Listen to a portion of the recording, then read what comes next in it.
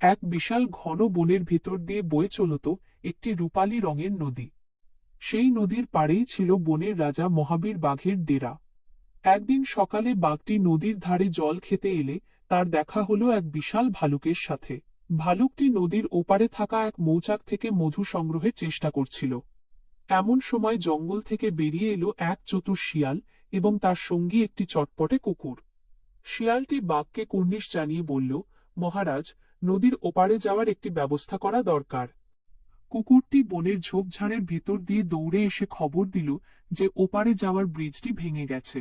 বাঘ গম্ভীর গলায় গর্জন করে বলল, আমরা সবাই মিলে কি নতুন একটি পথ তৈরি করতে পারি? ঠিক তখনই বনের ভেতর থেকে একটি বিশালকায় হাতি তার সুর দুলিয়ে সেখানে হাজির হল।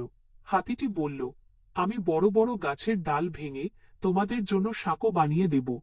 নদীর ওপর যখন সাঁকো তৈরি হল তখন এক এক করে সবাই ওপারে যেতে শুরু করল।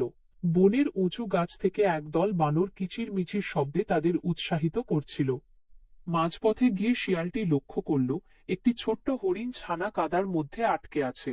ভালুকটি তার শক্তিশালী থাবা দিয়ে হরিণ ছানাটিকে কাদা থেকে টেনে তুলল। হরিণ ছানাটি ভয় পেয়ে কাঁপছিল। কুকুরটি তাকে আদর করে সাহস জোগাতে লাগল। এমন সময় আকাশ মেঘলা হয়ে এল এবং বনের নীল রঙের বড় একটি পাখি উড়ে এসে বৃষ্টির খবর দিল। সবাই তাড়াতাড়ি করে নদীর ওপারের একটি বড় গুহার ভেতর আশ্রয় নিল। গুহার ভেতরে আগে থেকেই এক বৃদ্ধ কচ্ছপ এবং একটি খরগোশ বসে গল্প করছিল।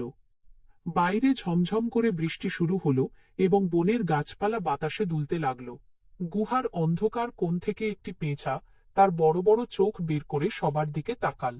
শুরু হলো প্রাণীদের মিলন মেলা, যেখানে নেই কোনো হিংসা বা ভয়। বাঘ তার থাবা দিয়ে মাটিতে ম্যাপ এঁকে দেখাল কিভাবে তারা এই বনকে আরো নিরাপদ করবে। শিয়াল তার বুদ্ধির জোরে বৃষ্টির পানি জমানোর একটি নতুন উপায় বাতলে দিল। হাতিটি গুহার দরজায় বড় একটি পাথর রেখে দিল যাতে বৃষ্টির জল ভেতরে না আসে। বাইরে তখন বাতাসের শোঁ শোঁ শব্দ আর মেঘের তীব্র ডাক শোনা যাচ্ছিল। গুহার ভেতরে কুকুরটি পাহারা দিচ্ছিল যাতে সবাই শান্তিতে বিশ্রাম নিতে পারে।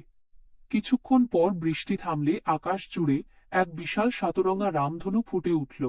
সবাই গুহা থেকে বের হয়ে সেই অপরূপ দৃশ্য দেখে মুগ্ধ হয়ে গেল। একটি জিরাফ তার লম্বা গলা বাড়িয়ে উঁচু ডাল থেকে কচি পাতা পেড়ে হরিণ ছানাটিকে খেতে দিল। বন বিড়ালরা গাছের আড়াল থেকে উঁকি দিয়ে এই সুন্দর বন্ধুত্ব দেখতে লাগল। হঠাৎ তারা শুনতে পেল বনের গভীরে এক অদ্ভুত শব্দ হচ্ছে। বাঘ, ভালুক এবং শিয়াল সতর্ক হয়ে শব্দের উৎসের দিকে এগোতে লাগল। সেখানে তারা দেখল একটি মস্ত বড় পাথর পড়ে বনের ঝরনার মুখ বন্ধ হয়ে গেছে। পানির অভাবে বনের অন্য প্রাণীরা খুব কষ্টে ছিল। বাঘের এক ইশারায় হাতি এবং ভালুক মিলে পাথরটিকে ঠেলে সরিয়ে দিল। ঝরনার স্বচ্ছ পানি আবার কুলকুল শব্দে বইতে শুরু করল। বনের ছোট ছোট প্রজাপতিরা আনন্দিত হয়ে সবার মাথার ওপর ওড়াউড়ি করতে লাগল। হরিণ ছানাটি ঝরনার পানি খেয়ে তৃপ্তি নিয়ে একটি বড় লাফ দিল। শিয়ালটি বলল, আজ আমাদের বন্ধুত্বের এক বড় জয় হল। কুকুরটি খুশিতে লেজ নেড়ে চারপাশটা একবার ঘুরে দেখে নিল। সূর্য যখন ডুবু ডুবু তখন পুরো বন সোনালী রঙে সেজে উঠল। গাছের মগডালে বসে কাঠবিড়ালিরা বাদাম চিবোতে চিবোতে সব দেখছিল। বনের সব প্রাণী নদীর ধারে গোল হয়ে বসল একটি বিশেষ সভার জন্য। বাঘ ঘোষণা করল, আজ থেকে এই বনে আমরা একে অপরের পরম বন্ধু। বনের রাত নামতেই জোনাকিরা হাজার হাজার প্রদীপ জ্বেলে দিল। মানুষের কোনো ছায়া নেই, শুধু আছে বন্য প্রকৃতির নিজস্ব এক রাজত্ব। ঝিঝি পোকারা এক সুরে গান গাইতে শুরু করল বনের নিস্তব্ধতা দূর করতে।